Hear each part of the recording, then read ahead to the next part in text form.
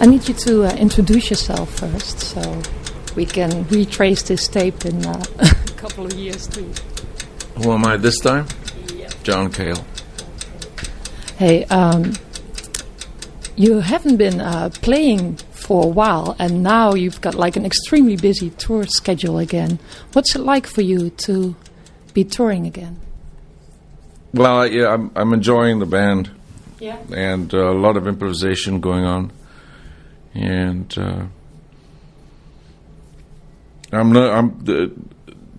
I decided before going on the road that I really didn't want to, that what I managed to do as a solo performer, I wanted to use it as much as possible with the band, so that I could actually, no matter how loud the band was, I could sing softly. And I can do more with my voice, and it took a few gigs to get it to the point where we're happy, but now we're sort of sailing along. You feel you're growing into it again? Yeah, and we had a set that was constructed so that at the end, we had a lot of sound design early on in the set, and then we got to the end and we went into Gun and Pablo. And after a couple of weeks of doing that set, it just got to me that Gun and Pablo were just not up to scratch, and they just didn't. They were too many power chords, too much just raw rock and roll, and not enough intrigue in the arrangement. So I'm just about to change it and deconstruct the whole. Not enough intrigue. Not enough mystery in the arrangement. You know, you gotta. If you hear 2/3 of the set and there's all this subtle changes going on in sound all through one song, and then you get to Gun and Pablo, and all it is monolithic crashing guitars. It doesn't. I don't get off on it, and it's not as if the song depends on it. Although Pablo's one of those songs that really is a curious idea and a great excuse for guitar solos, and that's not good enough. You know, all the others have subtlety in them and changes and growth, and so I've got to pull Gun apart. Gun tells a story. It has room for all sorts of a different palette. Then, so if I don't know where I'm going with it, but one thing I start off with is no power chords. So everybody plays single note parts, and I don't care what they are really, as long as they're in the key roughly. I find it interesting that you're saying that. You need to be able to sing softly. That's for you the way your voice works best. That's what I have the most control. Yeah, if I can hear myself clearly, and then I can. It depends on the lung capacity, whether you can hold a long time, or whether you can change from singing very softly to singing very loudly, and that kind of control is really useful in songs, because you can change the personality of the singer in a few seconds. I changed the personality too. I mean, that's for you different with a softer voice? It's easier. Yeah, it's much more achievable. Mm-hmm. I mean, you can't do very much if you're screaming all the time. You just sort of. Well, you can be energetic when you're screaming all the time. Well, yeah, I guess. I don't see that. I don't see it as energetic. I just, it's just sort of lacks subtlety. Okay.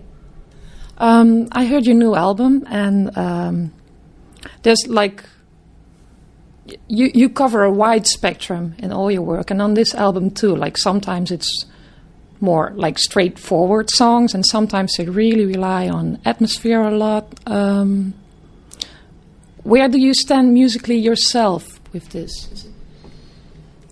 One of the things was that was puzzling me was how I could use lyrics that took you to a certain point and then the lyrics would stop and the music would take you from there, so that you'd have the music finish off whatever the words were doing. That's a kind of mystery. The lyrics in themselves, I just sort of let. I didn't try to make sense all the time, and that helps with the mood, but whatever the darkness there is in the songs, to me it's really the source of the beauty, because there's a lot more beauty in these songs than there was in some of the earlier albums. Mm-hmm.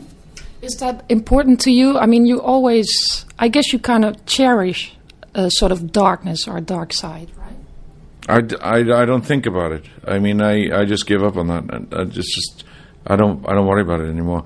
It's part of my character, and that's the end of it. And it's going to be there whatever happens. And if I can use it as a source of beauty, then I will. And really, there were kaleidoscopic changes in the music that helped this constant change of color, and I like that in songs. Do these changes come naturally, or you work on it consciously? How should I see that? Well, I can't tell you how to see it. I can only do it, and I can tell you that I'm aware that it's there, and it's a tool of the tradecraft, and I'll let you draw your own conclusions as to how effective it is. I can't tell you how effective it is. Well, I guess it is. I mean, it is to me, yes. But you were asking me a question about it. You were just saying how you try to let the music finish off what you're expressing lyrically. To what extent do you consider yourself a storyteller? Primarily a storyteller. I mean, a lot of these, the way these songs ended up, the more I wrote these songs, the more I was getting ideas and writing songs on sound design and not on chords, so not on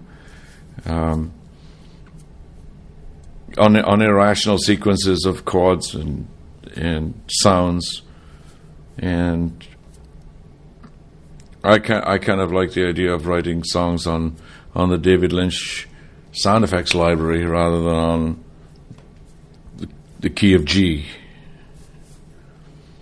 Has it always been that way with you? No, it's just something that it's just something I've gotten to by working on new songs and really getting impatient with what I've just done and trying to get more abstract and try and get the same beauty with more abstract means. I mean, these songs that are on the album, they were very rich and solid.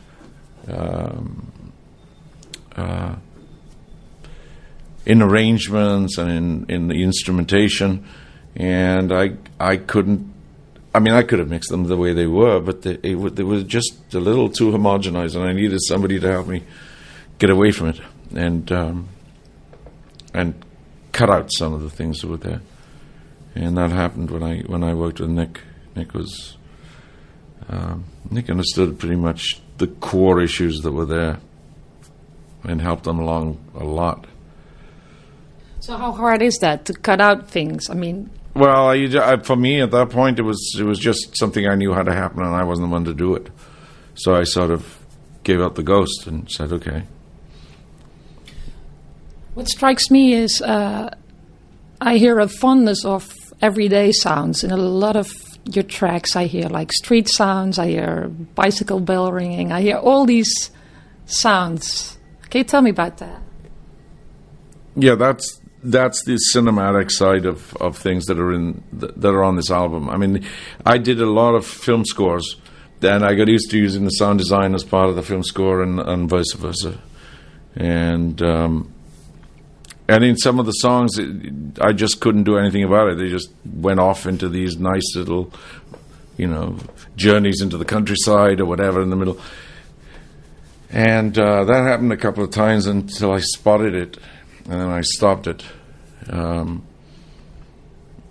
Because they could be. I mean, they were keys to the outdoors. You know, if the song is the indoors, then there were keys to the outdoors, and I think there are other ways of doing it as well. I mean, I'm really more interested in having a more abstract idea or convey an abstract version of events rather than strumming or chord playing or any of that. But I wonder that also at the same time that must make it hard to talk about it, you know, because I'm that not doing does. so bad. No, you're doing fine. But I mean, do you feel it sort of takes away the mystery in a sense? Or? No, it helps define it. It helps define my impatience with the process. It helps, you know. I mean, up to a point. After a certain point, I just want to get on with it. I don't want to talk about it anymore. I just want to get back in the studio and do. But I do know where I want to go with it. So. You've been making music for such a long time, and you're still impatient and you're still eager. Well, yeah. I mean, how do you manage that, or is that? No, I just like new things. That's all. I just like new ways of doing things or new ideas. So how does that make you look back on all the stuff you did? I mean, I don't look back at it. I don't have any patience with it. I mean, it's really I mean, it's just irrelevant. I mean, the more I go into these songs and the more I think about how I want to write songs, the further away I get from everything else that I've done, and it's important for me. Because I mean, my life is in the future, not in the past. Yeah, but on the other hand, you've played shows, and you also play a lot of your older work and the work we know from you, right? I mean, so I guess it's also impossible to get away from it, or. Well, I give it a try. I mean, I rearrange them. Mm-hmm. I present them in a different way. But I mean, they're also part of who you are, so I guess. I don't deny that. I don't deny that.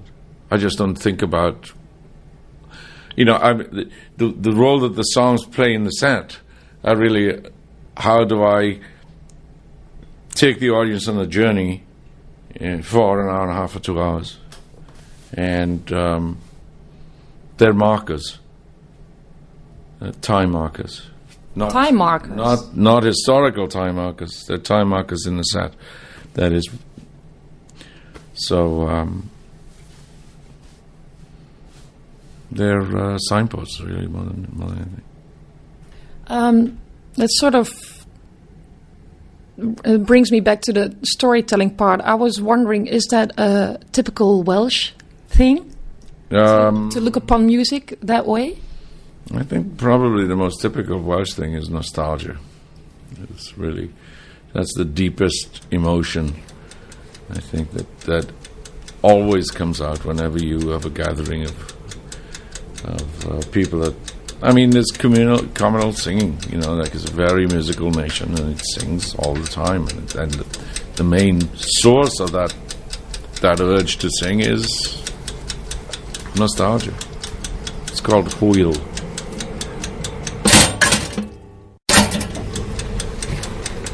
Do you still consciously try to break new ground, or? Yeah, I mean that's part of my personality. Is that I don't like doing things the same way twice, or finding different ways of doing things. That's more important. It's not. And does that get harder over the years? No, it gets more interesting. Yeah, you've got to, you know, it's the time and place. I mean, you're in a different time and place all the time, and you respond to that particular stimulus. You haven't come out with new material for a while, and then suddenly we get this EP, and now we get your new album. Are you then worried about how people will respond to it, or do you care less over the years how people will respond to what you do? No, I mean, I'm like everybody else. I like being appreciated, but I think that that there are things that I want to do, and I want to get on with them. And now I found a company that will help me do that, and I want to get on with it. And I think it's like having the old Russian 5-year plan, you know. You get on with it. What's your 5-year plan? To keep making records like this one, and keep finding different ways of writing songs. On this album, are there tracks that stand out for you personally, or which ones are they? Yeah, it was strange. I listened to it one night. I had to drive from Kassel to Frankfurt at about 11 o'clock at night after a gig. And I was... so I had my iPod and I listened to it. And I was really surprised at how fresh it still was. I was still hearing new things in it. And... which is not something that I can say about a lot. It has a lot of layers, and it has different stories. And some of them I understand, some of them I don't understand, but I like them all. And I hope I can play them live, because some of them are a little strange to be playing live. But you're saying that some of your own songs you don't understand? Yeah. I mean, I don't try and explain everything. I mean, you know, you got to leave some mystery in the songs to yourself as well. I mean, that takes a certain level of comfort as to what you're prepared to allow in your words. I guess with such a body of work you've created, like, nobody would blame you for sitting on your laurels, but it doesn't seem like you're ready for it yet. No, that whole idea is really... I don't want to hear that. I mean, I don't have any desire to... I mean, this album is finished. There are a lot of other songs that need to come, and we'll see. I was wondering, you listen to a lot of contemporary music as well. What inspires you at this point by other artists? No, I mean, the bands that are really doing things is like Beta Band and Elbow, you know, and Radiohead. Mm-hmm. They have a really interesting soundscape. That's what I'm interested in, is the soundscape. Yeah. Have you ever seen them live, too? No, I haven't, actually. I had the unfortunate experience of having to play opposite Radiohead at Glastonbury. Really? Yeah, so, it pissed me off, because I was looking forward to playing at Glastonbury, but then I find out that I can't just get off stage and run around and catch Radiohead, because they were off at the same time I was. So what was that like, Glastonbury? Because at this point, that's like the sort of most legendary festival that's going on, I guess. It was terribly well behaved. Well behaved? Yes. What do you mean? Well, it was very different very different experience from the past ones. It was very. It was organized in a very coherent way, and that was something that even Glastonbury wasn't ready for. But you make it sound like that's really terrible. Tell me about the old festivals then. Well, I don't know. I mean, if it had rained, that would have made a world of a difference. Everybody's slipping and sliding. But you kind of seem not too keen on things that are too well organized or well behaved. No, it's big things. I get a little uncomfortable with. Crowds and Power, Elias Canetti. I just have a little, there's a certain level of power that I don't want. I don't want to have 20,000 people raise their fists all at once. Do you know what I mean? There's a certain thing about crowds that I want to have a healthy respect for. Oh yeah, I fully understand, but then I wonder, what does that make you feel like once you're on a stage like Glastonbury? Most of the time you don't have very much control over what they sense about you. It's such a huge area that you can't. But what I mean is that I'm not driven to want to control everything that everything that people see out there. You just have to give it up. You can make yourself satisfied with what you're doing on stage, and that's the best you can hope for. Does that also mean you don't want maybe all the control over your own music, or do you? Are you a control freak? No. I mean, I don't like having control over people. I mean, I don't want to. They're more interesting when they're not under control. When people are doing whatever they want to do, that's when they're puttering around and doing whatever they're doing. And it applies to a lot of bands that you don't really want to tell everybody what to play. And if you're good at the people you choose, then you don't have to tell them anything. Yeah, but on the same time, you seem like a perfectionist, or am I wrong there? I don't think so. I mean, I'm not neurotic about it, if that's what you mean. If that's what being a perfectionist is, then I'm not. I mean, I don't think you can have people do what you want them to do. I mean, they can say yes. They say, go over there and pick up that cup. They'll say yes, and they'll go over there and pick up the cup, but on the way they'll trip over a chair that's in the way. So, you're not going to get everything that you want anyway. So. But no, I just wonder if that's hard to let go, because sometimes, like, of course, you I don't find it hard to let go. No, I don't find it hard. I don't start from that premise. I don't start from the premise that things must be done this way. I mean, there's a certain area in which things have to be done. Yeah, I mean, songs are pretty defined anyway. I mean, because I also heard you say in an interview that you're a collaborator, music-wise. You think? Yeah. I mean, this album is not a work of collaboration. This album is purely out of my own head. But that was because I had more control over the elements that could go into it. I mean, I could switch the elements faster because of the system in which I was working. And what it does for you is actually you make more mistakes quicker and get them out of the way so that you can get to something interesting. And so yeah, I mean, I was wondering, how many instruments do you play? Just keyboards and viola, basically. I don't play any brass. No, but in general, I mean, I think... Just keyboards and viola, yeah. What makes the viola such a... Guitar, bass, guitar. I think you can do more. No, I don't. No? I don't play any of this. What makes the viola such a special instrument for you? Oh, it's just something I grew up with. And it's something that's played a big role in a lot of things. So it's a very useful instrument for creating orchestral tapestries for things, creating space behind things. You really grew up with it, right? Can you tell me about that? Well, it's just the instrument that I played in the youth orchestra and then got in New York and amplified it and found a whole other use for it. I was just wondering about, because, I mean, you've basically, it seems like you've been a musician all your life, right? Yeah. Almost. Yeah, I can't do anything else. You can do anything else? I can't, no. You never consider doing anything else?